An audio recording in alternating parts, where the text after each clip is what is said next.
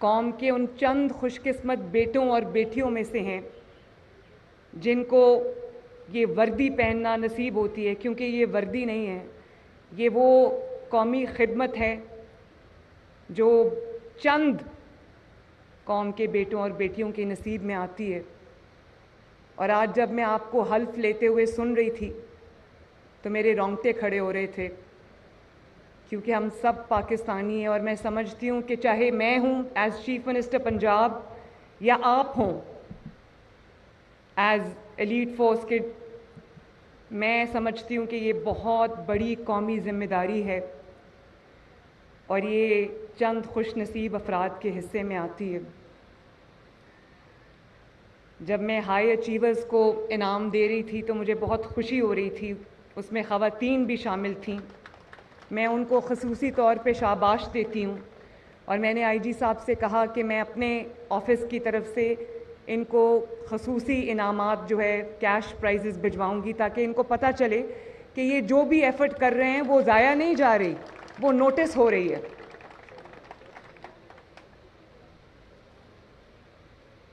مجھے آج یہ جان کے خوشی ہوئی کہ 860 جوان 6 ماہ کا ایلیٹ کورس کر کے آج پاس آؤٹ ہو رہے ہیں۔ اس میں جیسے میں نے پہلے کہا اس میں 70 خواتین شامل ہیں، اور میں ان خواتین کو، ان بچیوں کو، ان بیٹیوں کو اور ان کے ماں باپ کو مبارکباد دینا چاہتی ہوں، خصوصی طور پر ان کے ماں باپ اور ان کی فیملیز کو، کہ آپ نے اپنی بچیوں پر اعتماد کیا، ان کو ملک کی خدمت کے لیے آپ نے وقف کیا۔ اور مجھے پتہ ہے کہ یہ بچیاں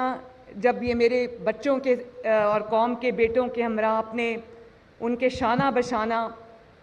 اپنے فرائض ادا کریں گی تو قوم کو ان پر فخر ہوگا۔ مجھے آپ سب پر بہت فخر ہے۔ یہ جو سامنے ہم 2 تصویریں دیکھ رہے ہیں ایلیٹ فورس کے نوجوانوں کی، ایک میرے رائٹ ہینڈ سائڈ پہ، میرے لیفٹ ہینڈ سائڈ پہ، یہ شہداء کی تصویریں ہیں۔ اور آپ یقین جانو کہ جب بھی میں کسی شہید کو دیکھتی ہوں، وہ چاہے وہ کسی بھی فورس سے ہو، تو میں یہ دل میں ضرور سوچتی ہوں کہ یہ شہادت کا جذبہ کیا جذبہ ہے، جس میں مائیں والدین اپنے بیٹوں کو اس مٹی پہ قربان ہونے کے لیے میدان میں اتار دیتے ہیں، اور وہ بچے جو جام شہادت نوش کرتے ہیں، وہ نوجوان، وہ اس قوم کے بیٹے سپوت جو نوجوان اپنے آپ کو اس وطن کی مٹی کے لیے حاضر رکھتے ہیں، یہ کیا جذبہ ہوتا ہوگا۔ اس جذبے کو ہم سلام کرتے ہیں۔ ایلیٹ فورس کے 85 افسر جام شہادت نوش کر چکے ہیں۔ میں ایلیٹ فورس کے شہداء کو